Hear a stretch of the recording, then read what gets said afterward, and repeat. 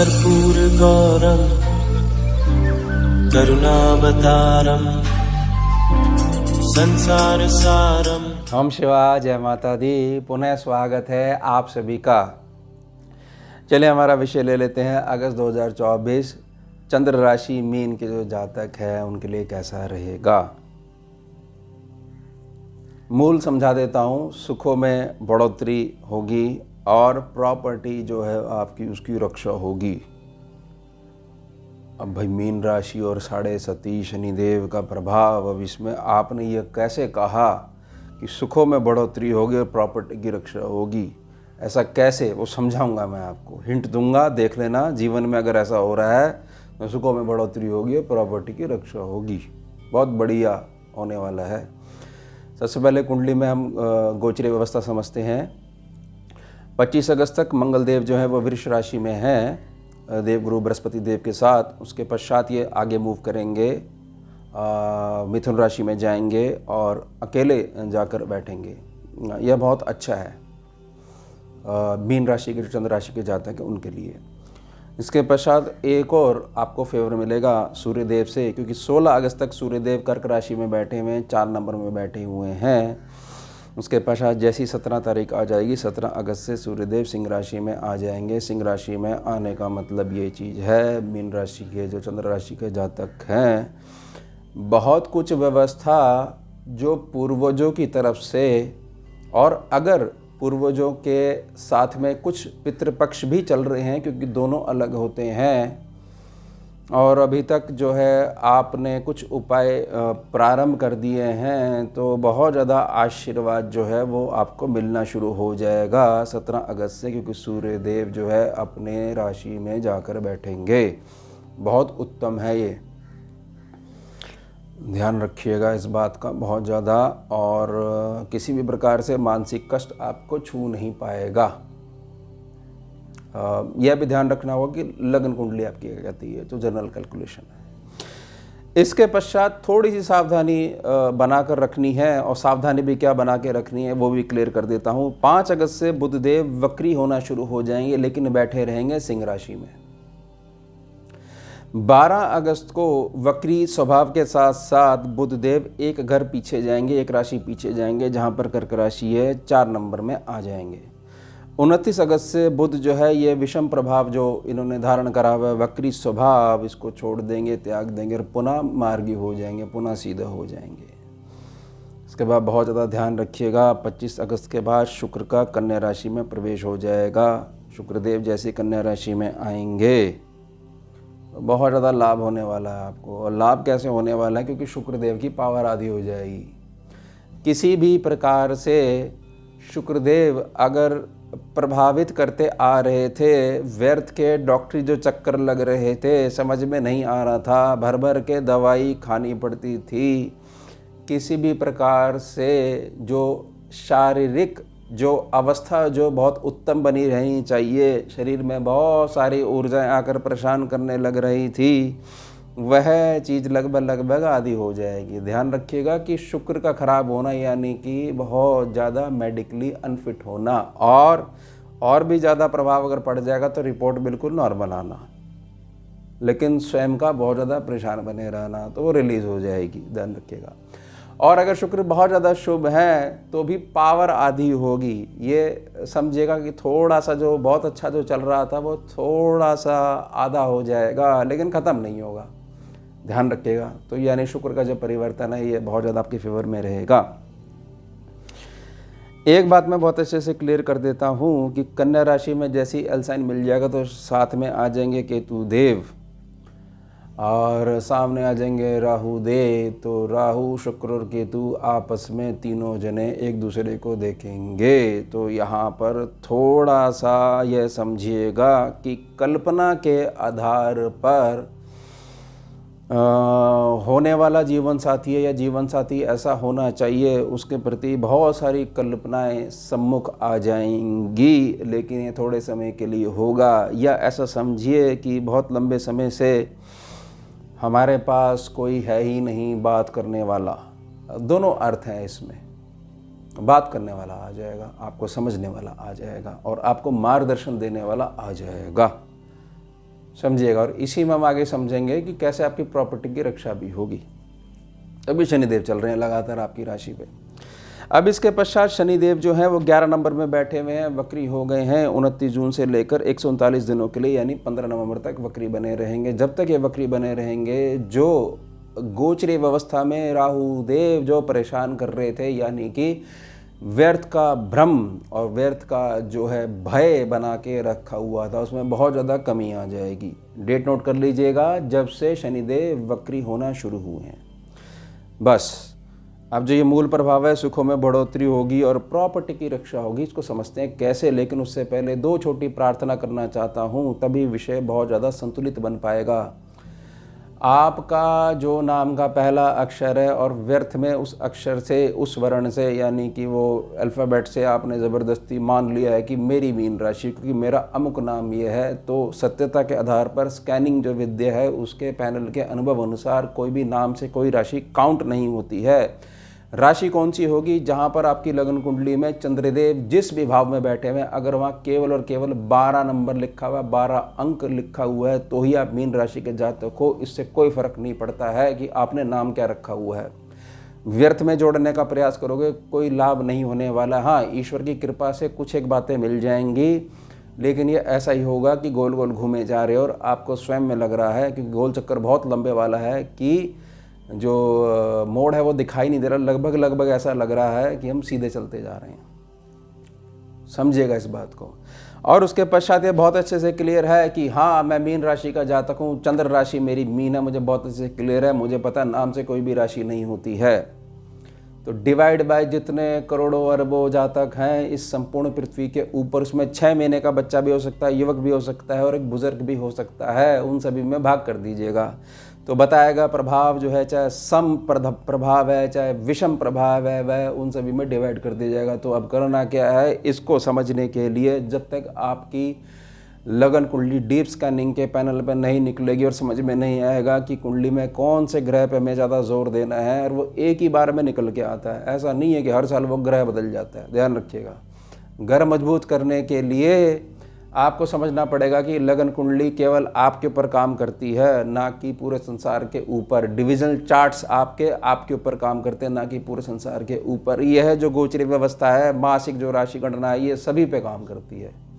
तो ध्यान रखिएगा। इसका लाभ तब ज़्यादा मिल सकता है जब आप इसी फील्ड में हो, ज्योतिषीय का अध्ययन कर रहे हो, अनुभव बढ़ा रहे हो। ये उनको बहुत ज़्यादा लाभ देती है, और उनको बहुत ज़्यादा लाभ देती है जो स्कैनिंग जिनकी हो रखी है डीप स्कैनिंग के पैनल पे, जिनको ये पता है कि हाँ, हमें बहुत अच्छे से समझा दिया गया था, लिखवा दिया गया था, और अब हमारे को थोड़ा सा ध्यान बना के रखना है।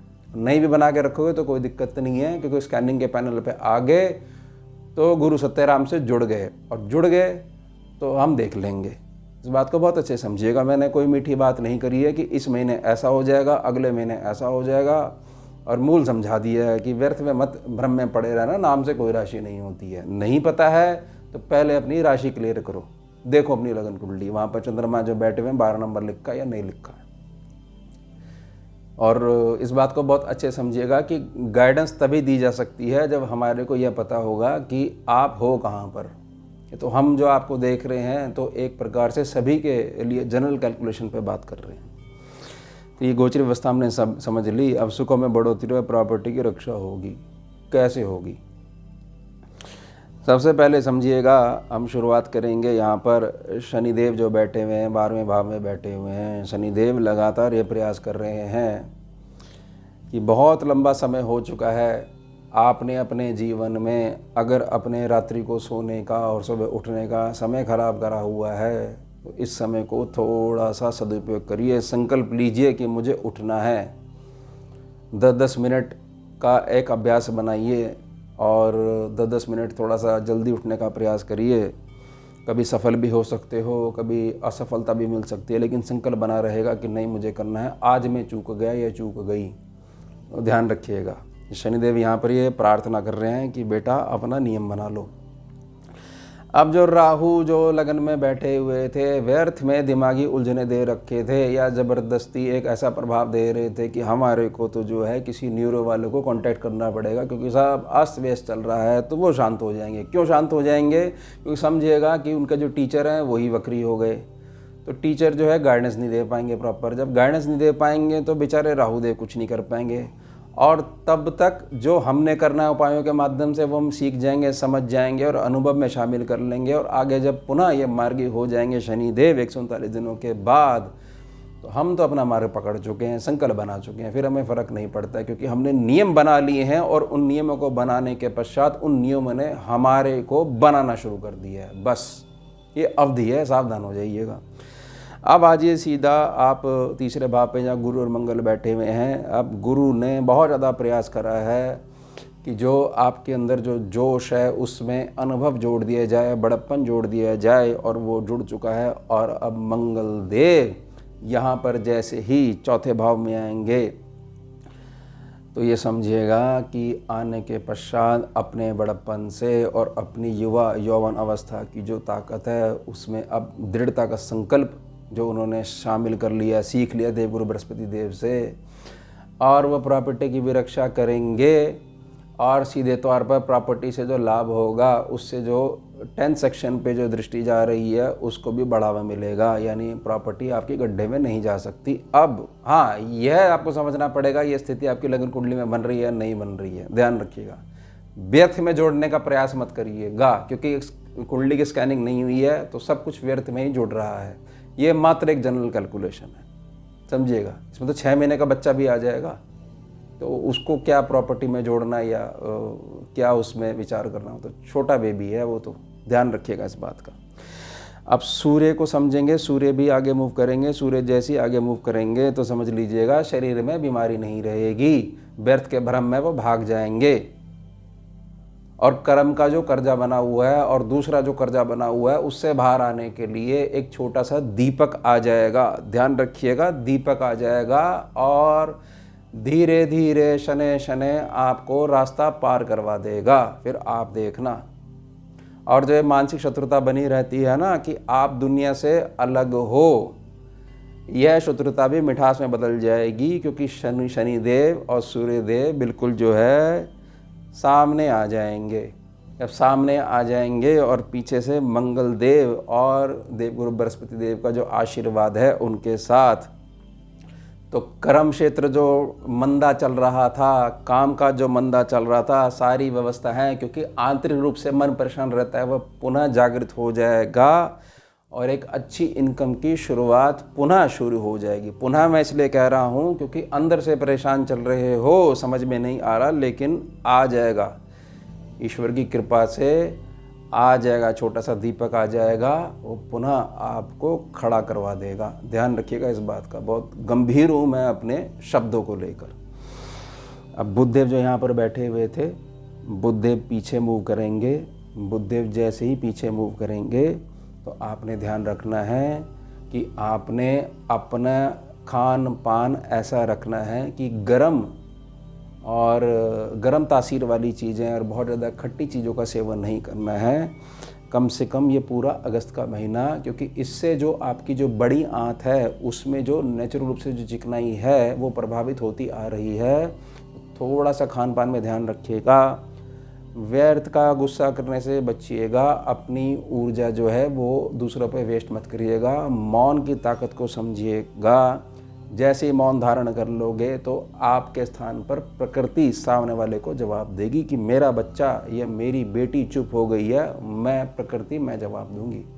अभी मेरा बच्चा ही है इसलिए वो नहीं बोलेगा, मैं बोलूँगी। अगर आप बोलने लग जाओगे तो प्रकृति क्या बोलेगी, माँ क्या बोलेगी कि बच्चा हो गया बड़ा, अब मेरे बोलने की ज़रूरत नहीं है, अब मेरा वो मोल नहीं रहा। तो ध्यान रखिएगा इस बात को, प्रार्थना कर रहा हूँ।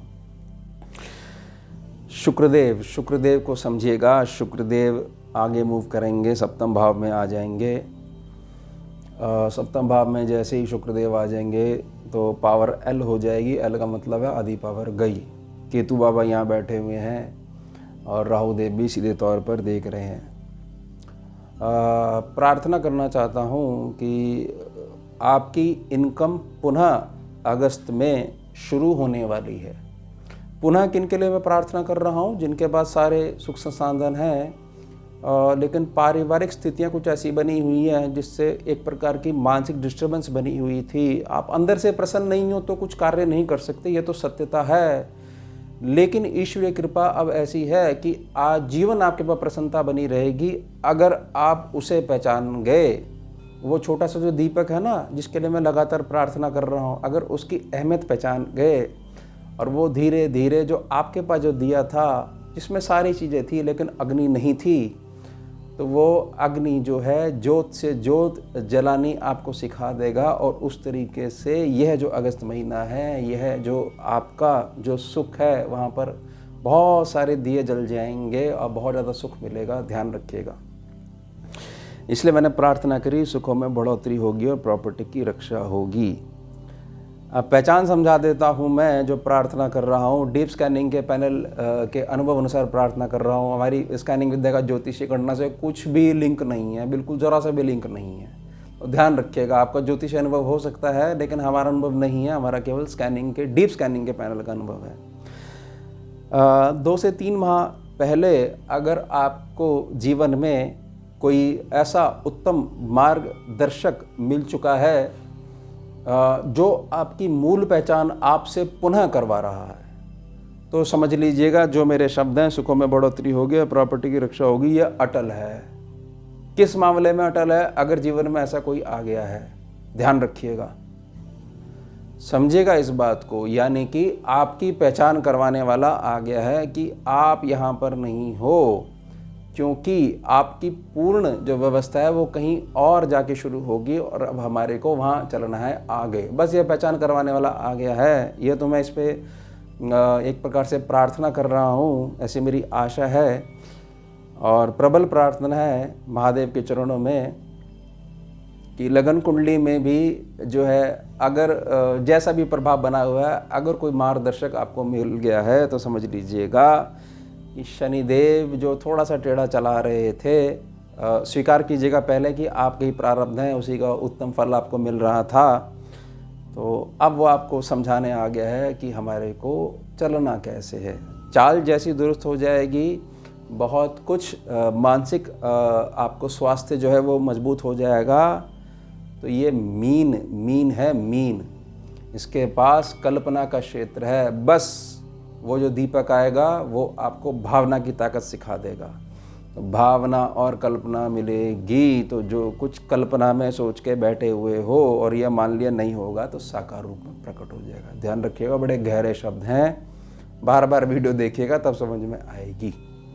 बहुत गहरे होते हैं मीन राशि वाले, 12 नंबर वाले।